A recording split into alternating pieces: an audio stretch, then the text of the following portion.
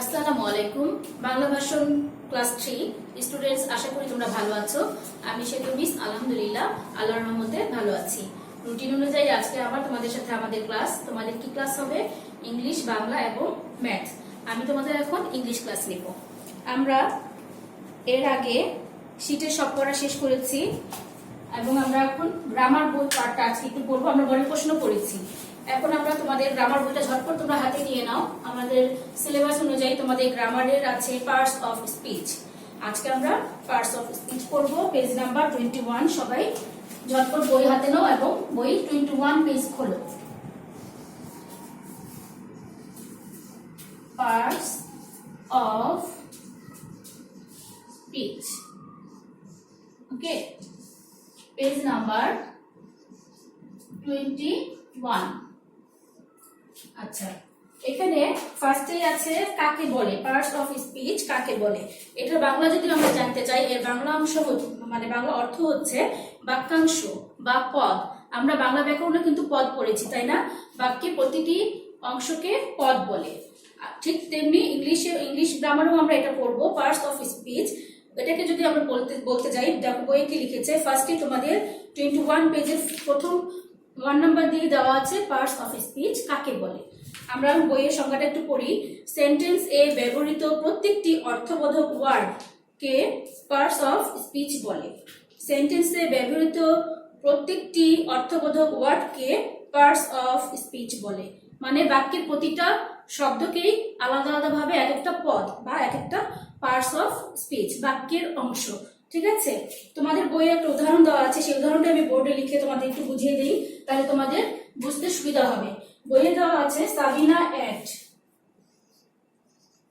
সাবিনা এট, এখানে ইট এর past tense এট। ঠিক আছে, ইট মানে খাওয়া আর এট মানে খেয়েছিল। 5 green mangoes. 5 green mangoes from the basket. From the basket. এটা একটা কি বলতো? সেন্টেন্স। ঠিক আছে, এটা একটা সেন্টেন্স, কিন্তু এই সেন্টেন্সে দেখো প্রত্যেকটা আলাদা আলাদা ওয়ার্ড আছে, আলাদা আলাদা বাক্যের অংশ আছে। যেমন দেখো সাবিনা এট 5 গ্রিন ম্যাঙ্গোস, প্রতিটা আলাদা আলাদা পদ বা বাক্যের অংশ। এই প্রত্যেকটাকে আলাদা আলাদা ভাবে কি বলা হয়? Parts of speech. এখানে যেমন ধরো সাবিনা হচ্ছে নাউন, এট খেয়েছিল এটা হচ্ছে ভার্ব, গ্রিন হচ্ছে অ্যাডজেক্টিভ। ওকে, এক একটা পদ প্রকাশ করে। ম্যাঙ্গো কি? নাউন। ফ্রম হচ্ছে প্রিপোজিশন। দা তো আর্টিকেল আমরা জানি। Basket noun.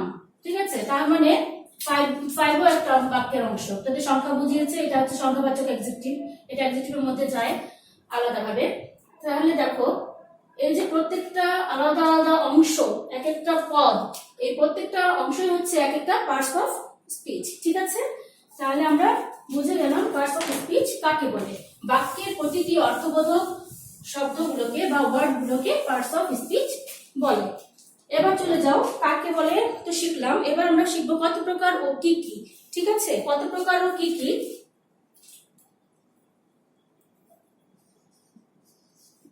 কত প্রকার ও কি কি। আচ্ছা, বাংলায় আমরা যখন পড়েছি তখন কিন্তু আমরা 5 প্রকার শিখেছি, সেটাকে একটু ক্লাসিফিকেশন করে ইংলিশ গ্রামারে আমরা 8 প্রকার পড়বো। ঠিক আছে, পার্টস অফ স্পিচ হচ্ছে 8 প্রকার। তোমাদের বইয়ের 1 নম্বরের ঠিক নিচেই দেখো 2 নম্বরে এটা দেওয়া আছে, আমি এটা পড়িয়ে দিচ্ছি, ফলো করো। পার্টস অফ স্পিচ 8 প্রকার। কি কি? Noun, pronoun, adjective, verb, adverb, preposition, conjunction, interjection. ঠিক আছে, noun, pronoun, adjective, verb, adverb, preposition, conjunction, interjection. তাহলে তোমরা এই 21 পেজ থেকে পার্টস অফ স্পিচ কাকে বলে, কত প্রকার ও কি কি অবশ্যই মুখস্থ করবে। আমাদের সামনেই কিন্তু থার্ড মিড এক্সাম শুরু হচ্ছে। আগামী রবিবার 4 অক্টোবর তোমাদের থার্ড মিড এক্সাম শুরু হবে। তার আগে কিন্তু আজকেই তোমাদের সাথে আমার লাস্ট ক্লাস। তো আজকে আমরা এই বিগত ক্লাসগুলোতে আমরা যা যা পড়েছি সেই পড়াগুলো একটু রিভিশন দেবো, এবং এই নতুন আজকে যে পড়াটা আমরা পড়লাম এটা তোমরা অবশ্যই মুখস্থ করে বাসায় বারবার প্র্যাকটিস করবে, যেন এক্সামে তোমরা এটা না দেখে লিখতে পারো। ঠিক আছে, এরপরে তোমরা চলে যাও পেজ নাম্বার 102। এখান থেকে আমরা কিছু ট্রান্সলেশন করবো। ঠিক আছে, পেজ নাম্বার, সবাই খাতায় লিখে নাও, 102 থেকে 105। হ্যাঁ, এই পেজ থেকে আমরা ট্রান্সলেশন করবো আজকে, এবং এগুলো তোমরা এক্সামের জন্য, থার্ড মিড এক্সামের জন্য এগুলো প্র্যাকটিস করবে। এই 102 থেকে 105 নাম্বার পেজে অনেকগুলো ট্রান্সলেশন আছে। এখান থেকে আমি যথানিয়মে তোমাদের কয়েকটা ট্রান্সলেশন আজকে দেখিয়ে দিব, 10টা ট্রান্সলেশন আজকে দেখিয়ে দিব। এই 10টাই তোমরা পড়বে, এর বাইরে তোমাদের পড়ার প্রয়োজন নেই। ঠিক আছে, তোমরা 102 পেজ ওপেন করো সবাই। 102 পেজ থেকে আমি বলে দিচ্ছি, আমার পড়াটা ফলো করে তোমরা বইয়ে দাগিয়ে নাও।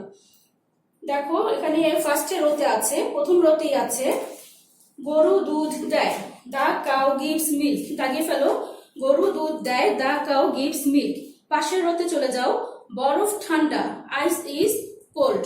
তাহলে আমাদের 102 পেজে আমরা দুটো দাগালাম, এক হচ্ছে গরু দুধ দেয়, দা কাউ গিভস মিল্ক, বরফ ঠান্ডা, দা আইস ইজ কোল্ড। ঠিক আছে, চলে যাও 103 পেজে। এখানেও আমরা একদম ফার্স্টেটাই দাগাবো, দুধ সাদা, মিল্ক ইজ হোয়াইট। তার নিচে দেখো পানির কোনো রং নেই, ওয়াটার হ্যাজ নো কালার। একদম নিচে চলে যাও, এটি আমার কলম, দিস ইজ মাই পেন। ঠিক আছে, তাহলে 103 পেজ থেকে আমরা দাগাবো, দুধ সাদা, মিল্ক ইজ হোয়াইট, পানির কোনো রং নেই, ওয়াটার হ্যাজ নো কালার, এটি আমার কলম, দিস ইজ মাই পেন। 104 পেজে চলে যাও, এখানে ঠিক মাঝামাঝি রোটাতে খেয়াল করো, মাঝামাঝি রোতে আছে তুমি খুব চালাক, ইউ আর ভেরি ক্লেভার। পাশের রোতে আমি খুব সুখী, আই এম ভেরি হ্যাপি। ঠিক আছে, একদম নিচে একদম লাস্টের ট্রান্সলেশনটা দাগাও, যারা বাবা বাড়িতে আছেন, ফাদার ইজ অ্যাট হোম। তার এই পেজে আমরা কিন্তু 3টা দাগালাম, তুমি খুব চালাক, ইউ আর ভেরি ক্লেভার, আমি খুব সুখী, আই এম ভেরি হ্যাপি, বাবা বাড়ি আছেন, ফাদার ইজ অ্যাট হোম। 105 পেজে চলে যাচ্ছে এবার, পাখিরা আকাশে উড়ে, birds fly in the sky, গরু ঘাস খেয়ে বাঁচে, the cow lives on grass. তাহলে এই পেজে কিন্তু আমরা দুটো দাগালাম, পাখিরা আকাশে উড়ে, birds fly in the sky, গরু ঘাস খেয়ে বাঁচে, the cow lives on grass. এই 10টি ট্রান্সলেশন তোমরা বাসায় মুখস্থ করবে এবং পরীক্ষার জন্য প্রস্তুতি নেবে। ঠিক আছে, তাহলে 102 থেকে 105 এই পেজ থেকে আমরা 10টা ট্রান্সলেশন পেয়ে গেলাম। আর যেহেতু আজকে থার্ড মিড এক্সামের আগে তোমাদের সাথে আমার লাস্ট ক্লাস, তাই পরীক্ষার কি কি পড়েছি আমরা গত ক্লাসগুলোতে এবং কি কি পড়বো, কিভাবে প্রস্তুতি নিব, সেগুলো আমি একটু শর্ট করে ডায়েরিতে লিখে দিচ্ছি, তোমরা ঝটপট খাতায় নোট করে নাও। খাতায় লিখে নাও তোমরা এক্সামের জন্য বাসায় কি কি রিভিশন দিবে। ঠিক আছে, আমরা কি পড়েছি বলতো? নাম্বার 1 অল, শীটের অল পড়া কিন্তু আমরা পড়েছি। শীটের কথা মনে আছে তোমাদের? ফার্স্ট ক্লাসে কিন্তু আমরা শীট পড়েছি, অল ফ্রম শীট। শীটে তোমাদের ইংলিশ ফটোডে বই থেকে স্পেলিং না, ওয়ার্ড মিনিং, মেক সেন্টেন্স দেওয়া আছে, ওগুলো তোমরা পড়বে। নাম্বার 2 পড়েছি আমরা মডেল কোশ্চেন 1 to 8, 1 থেকে 3 নাম্বার পড়বে। ঠিক আছে, নাম্বার 3 আমরা পড়লাম আজকে parts of speech. Parts of speech, এখান থেকে আমরা কি শিখবো? কাকে বলে, কত প্রকার, কি কি। ওকে, নাম্বার 4 শিখলাম ট্রান্সলেশন। ট্রান্সলেশন পেজ নাম্বার 102 থেকে 105, এখান থেকে দাগানোগুলো। ওকে, সবগুলো পড়বো না, দাগানোগুলো পড়বো। তাহলে আমরা এই মোটামুটি যা যা পড়েছি এবং আজকে পড়লাম, এই সবগুলো তোমরা বাসা ভালো করে পড়বে এবং ভালো মতো প্র্যাকটিস করবে, যেন তোমরা যে রবিবার থেকে তোমাদের এক্সাম শুরু হচ্ছে সেই পরীক্ষা তোমরা ভালো করতে পারো। ঠিক আছে, তাহলে সে পর্যন্ত তোমাদের সাথে আমার আজকের বিদায়। ইনশাল্লাহ থার্ড মিডের পরে আবার নতুন কোনো ক্লাস নিয়ে তোমাদের সাথে আমার আবার দেখা হবে। সেই পর্যন্ত সবাই ভালো থাকো, সুস্থ থাকো। আল্লাহ হাফেজ।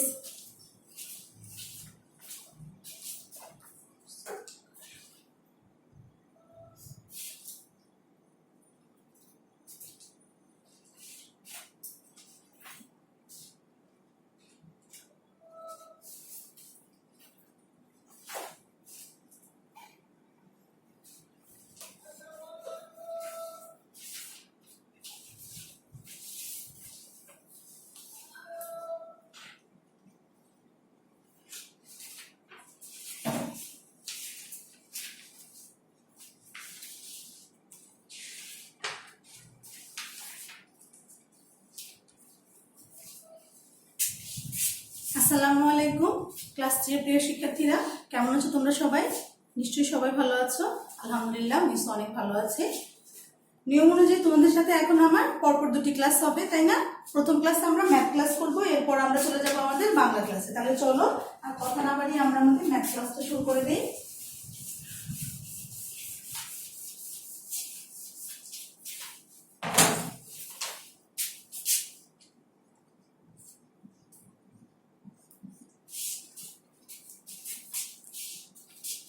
তোমাদের সিলেবাসের সমস্ত পড়ায় মোটামুটি আমাদের শেষ হয়ে গেছে। আশা করি তোমরাও বাসায় ভালো করে পড়াগুলি শেষ করে ফেলেছো। আর কিছুদিন পর তোমাদের মিড টার্ম পরীক্ষা শুরু হয়ে যাবে, থার্ড মিড টার্ম পরীক্ষা। সেজন্য আছে তোমাদের সাথে আমার ক্লাস। আজকেই মনে হয় তোমাদের সাথে থার্ড মিড টার্ম পরীক্ষার আগে শেষ ক্লাস। সেজন্য আমাদের যে পড়াগুলো হয়ে গেছে সেগুলি তো তোমরা বারবার বাসায় পড়বে। আজকে আমি তোমাদেরকে কিছু রিভিশন করাবো, ঠিক আছে? তেমন তোমরা সেজন্য আজকে আমরা শীট থেকে মানসংখ্যাগুলো রিভিশন করব। তাহলে তোমরা সবাই তোমাদের শীটটা বের করে হাতে নাও। দেখো আমরা আজকে একটু মানসংখ্যাগুলি করে নিব, ঠিক আছে? আচ্ছা, সবাই তাহলে বলে খেয়াল করো। আমি আনসারটি তোমাদের লিখে লিখে একটু বলে দিচ্ছি, যেহেতু আগে পড়া হয়ে গেছে। তারপর আমরা আজকে আরেকবার একটু করে দিচ্ছি।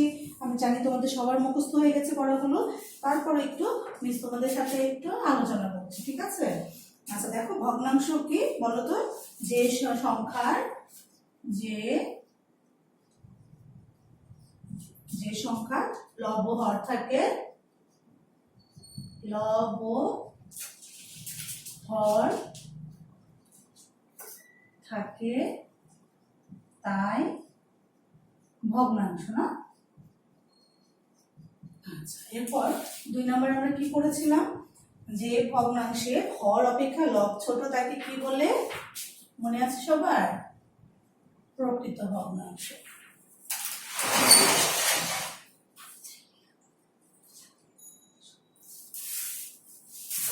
আচ্ছা, 3 নম্বর আমরা কি করেছিলাম? প্রকৃত ভগ্নাংশের মান কত? 1 এর চেয়ে ছোট, 1 এর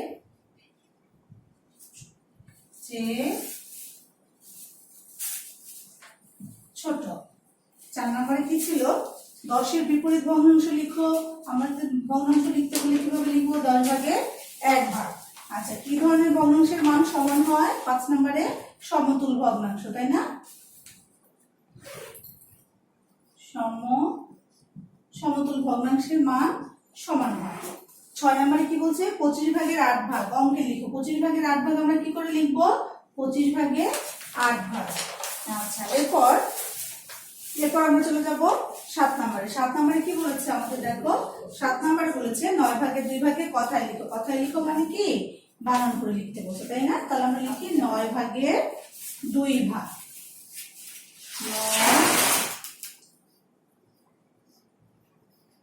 9 ভাগের 2 ভাগ, ঠিক আছে? আচ্ছা, এরপর আছে 8 নম্বর। দেখো, 8 নম্বরটা আমি পাশে লিখে দিচ্ছি। 8 নম্বরে কি বলেছিল? আয়তক্ষেত্রের বাহু কয়টি? আয়তক্ষেত্রের বাহু হচ্ছে 4টি। আচ্ছা, এরপর 9 নম্বর কি আছে? 9 নম্বর কি বলেছে? এই দেখো, এখানে একটি বক্স দেওয়া আছে। এই আকৃতিটির নাম কি? এর নাম হচ্ছে চতুর্ভুজ। চতুর্ভুজ। 10 নম্বর কি আছে? একটি চতুর্ভুজের কয়টি কোণ? একটি চতুর্ভুজের 4টি কোণ, 4টি। ঠিক আছে? তাহলে প্রিয় শিক্ষার্থীরা, তোমাদের সাথে আমার ম্যাথ ক্লাস আজকে এই পর্যন্তই করলাম। তার আগে তোমাদেরকে বলে দিচ্ছি যে আমাদের শীটে আর কি দেওয়া আছে। শীটে আছে আমাদের জ্যামিতি দেওয়া আছে। এছাড়া বইতে আমরা যে ম্যাথ অঙ্কগুলি করেছি, যে ম্যাথগুলি করেছি, সেগুলো তোমরা বাসায় বারবার বেশি বেশি করে প্র্যাকটিস করবে, ঠিক আছে? আচ্ছা, তাহলে আমরা এখন চলে যাব আমাদের পরবর্তী ক্লাসে। আমাদের পরবর্তী হচ্ছে বাংলা ক্লাস। তোমরা সবাই বাংলা শীট বইটি নিয়ে রেডি হয়ে যাও। বাংলা আজকে আমরা একটু রিভিশন ক্লাস করব।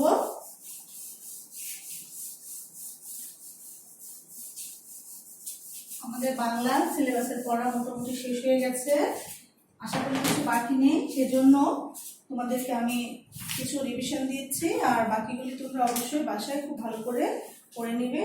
গত ক্লাসগুলিতে আমি যা যা করিয়েছি তোমরা সেই সমস্ত পড়া একটু পড়ে নেবে ভালো করে। দেখো, তোমাদের সিলেবাসে বাংলা গদ্য দেওয়া আছে, একটি গদ্য এবং একটি পদ্য আছে। গদ্যটির নাম হচ্ছে একজন পটুয়ার কথা। পটুয়ার কথা এখানে তোমাদের শীটের মাঝে দেওয়া আছে কোশ্চেন আনসার এবং নেক্সট সেন্টেন্স। ওয়ার্ড মিনিং গুলো তোমাদের শীট থেকে পড়তে হবে, যুক্ত বর্ণ তোমাদের শীট বুক ওয়ার্ড মিনিং গুলো তোমাদের বই থেকে পড়তে হবে এবং যুক্ত বর্ণগুলিও বই থেকে পড়তে হবে, ঠিক আছে? আচ্ছা, আমরা তাহলে একটু কোশ্চেন আনসারটাকে পড়ে নিই একবার। যে কামরুল হাসানের জন্ম কোথায়? কামরুল হাসানের জন্ম কলকাতায়। আছে আমাদের বাংলা ক্লাস হচ্ছে, তাই না?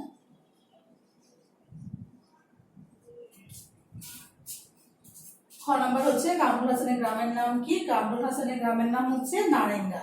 বাংলাদেশের জাতীয় পতাকার চূড়ান্ত নকশা এঁকেছেন কে? কামরুল হাসান বাংলাদেশের জাতীয় পতাকার চূড়ান্ত নকশা এঁকেছেন। আচ্ছা, বাক্য গঠনগুলো আমরা পড়ে নিই। নেক্সট সেন্টেন্স গুলো। নকশা, ছবিতে ফুল পাতা নকশা আঁকা হয়েছে। অভিজ্ঞতা, নতুন নতুন জায়গা দেখলে অভিজ্ঞতা হয়। শ্যামল, বাংলার প্রকৃতির রূপ শ্যামল, ঠিক আছে? এরপর আমরা চলে যাই অপপৃষ্ঠা। অপপৃষ্ঠা দেখো পদ্য দেওয়া আছে আমাদের একটি পদ্য, তার নাম হচ্ছে আদর্শ ছেলে। ঠিক একই রকম ভাবে গদ্যের মতো পদ্যের ওয়ার্ড মিনিং গুলো আমরা বই থেকে পড়বো। এখানে আমাদের কোশ্চেন আনসারের নেক্সট সেন্টেন্স দেওয়া আছে। চলো প্রশ্নগুলো পড়ে নেই একটু। আমাদের শিশুরা কিসে বড় হবে? আমাদের শিশুরা কাজে বড় হবে। আমাদের শিশুরা কি পণ করবে? আমাদের শিশুরা আদর্শ মানুষ হয়ে ওঠার পণ করবে। বিপদ এলে শিশুরা কি করবে?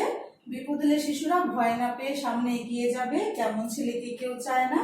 যে ছেলের কথায় কথায় চোখে জল আসে আর মাথা ঘুরে যায়, তেমন ছেলেকে কেউ চায় না। শিশুদের কিভাবে খাটতে হবে? শিশুদের মন প্রাণ দিয়ে খাটতে হবে, ঠিক আছে? এরপর দেখো আমাদের আছে বাক্য গঠন। নেক্সট সেন্টেন্সগুলো দেখো। মানুষ, আমরা মানুষ হলে দেশের কল্যাণ হবে। বিপদ, বিপদে মানুষকে সাহায্য করতে হয়। শরীর, আমাদের শরীর রক্ত মাংসে ভরা। চেতনা, যার চেতনা রয়েছে সে পড়ে থাকে না। কল্যাণ, আমরা দেশের কল্যাণ করতে চাই। প্রিয় শিক্ষার্থীরা, তোমাদেরকে আমি বলেছিলাম একটি কথা, যে নেক্সট সেন্টেন্স গুলো আমাদের শীটের মাঝে যা দেওয়া আছে ঠিক এভাবে লিখতে হবে, এমন কোনো কথা নেই। সেগুলো তোমরা নিজেদের মতো তৈরি করেও লিখতে পারবে, ঠিক আছে? আচ্ছা, এছাড়াও তোমাদের সাথে আমাদের ব্যাকরণ ক্লাস হয়েছে। ব্যাকরণ ক্লাসগুলো তোমরা খুব ভালো করে ব্যাকরণ বইটা দেখে দেখে মুখস্থ করে ফেলবে। তাহলে আগামী ক্লাসে তোমাদের সাথে আবার দেখা হবে। তার আগে তোমরা নিশ্চয়ই জেনে গেছো যে আগামী 4 অক্টোবর থেকে তোমাদের এক্সাম শুরু হতে যাচ্ছে। তোমরা সবাই ভালো করে এক্সাম দিবে, ঠিক আছে? আর সবাই ভালো থাকবে, সুস্থ থাকবে, মনোযোগ দিয়ে পড়াশোনা করবে। আল্লাহ হাফেজ।